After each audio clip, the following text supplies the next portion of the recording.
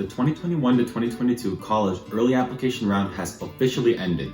Similar to last year, test optional was in effect again, which stirred up the college admissions pot.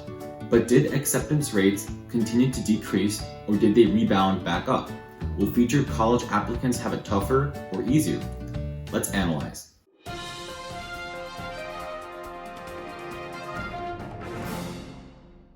So let's get to the real question. Did acceptance rates increase or decrease this year for the top 20 schools?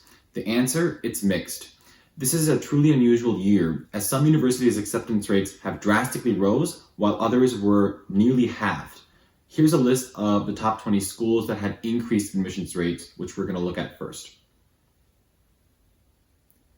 Right off the bat, you might be surprised to see many of the Ivy League schools on this list. Top schools like Harvard, Yale, and Penn, which we would expect to have decreased like usual in previous years, have actually increased. Some of the non-Ivy T20s in the list have also increased, most notably Duke with a massive 4.6% increase in acceptance rate. Now, let's analyze the Ivies. For them, the root cause behind their slight increase in admissions rate lies behind Princeton. In the 2020 application cycle, Princeton didn't have an early action process, meaning all applicants submitted in the regular decision round. This means that early applications to schools on a similar caliber to Princeton, like Harvard and Yale, receive those extra kids who would have done Princeton normally.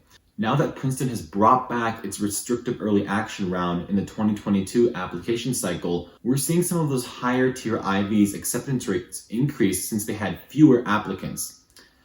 Now, for the other schools on this list that had significant increases in acceptance rates, fewer applicants also applied. For example, in 2020, Duke had around 5,000 early decision applicants, but in 2021, that decreased to about 4,000. This probably has something to do with the policies other schools near Atlanta, where Duke's located, have in place, which have led to Duke's acceptance rate increasing. Now onto the schools that had lower acceptance rates in 2021 compared to 2020. Here's that chart. MIT isn't too difficult to explain. The tech industry is obviously ramping up very significantly over the past decade, and they simply had more applicants than last year. For Brown and Dartmouth, even though they're still elite schools, they're not in that same boat as Harvard and Yale like we saw earlier, that were dealing with Princeton's change in policy for 2020. A student who was planning on applying to Princeton wouldn't probably choose Dartmouth if early action was canceled, and would probably choose Harvard or Yale, as we had saw earlier, or one of those uber elite institutions. Thus, we're not seeing that increased acceptance rate dynamic with Brown or Dartmouth. Notre Dame is unique since it openly prefers students from Catholic high schools. Its decrease resulted from more applicants submitting applications from those areas and affiliated with those schools.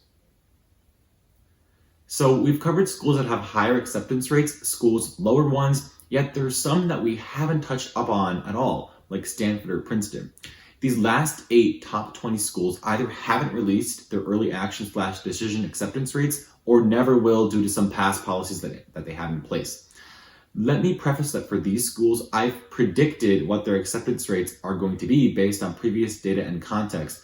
So don't take these numbers as an end-all be-all and concrete data. It's just one person trying to put the pieces together based on historic data. Let's take a look. For Stanford and Princeton, which are not going to release their restrictive early action application rates, I think they're going to be slightly higher than usual and follow the other pattern of some of those Ivies that we saw earlier. UChicago will probably remain around the 20% speculated early decision admissions rate, and early action will be definitely less than that, maybe at around 10%. Caltech will follow its tech cousin MIT and decrease slightly. WashU will remain around the same at an estimated 35%.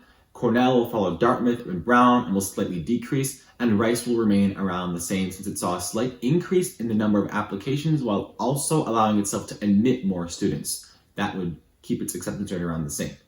Finally, for Northwestern, I received reports from multiple sources that the acceptance rate has fallen by over 5%. And while it's not fully confirmed yet, the number of college applicants from the Midwest has been rising significantly. It makes sense then that one of the few top 10 schools in the Midwest would gain more applicants. Anyways, that's it for this video. With test optional, we've already entered a crazy college admissions world, but it's only gotten even more unusual considering we're in the second year of this test optional policy. All I'll say is that if you're planning on applying for regular decision, early decision 2, or are applying in a different year, maybe you're a junior or a sophomore, I encourage you to avoid looking at these numbers too much, because in the end, your admissions chances come down to your application and how you present yourself. You can only speculate so much, but you can improve yourself and what you present to the admissions officers. Anyways, like the video, subscribe to the channel, and turn on notifications to be the first to receive new content. And see you later.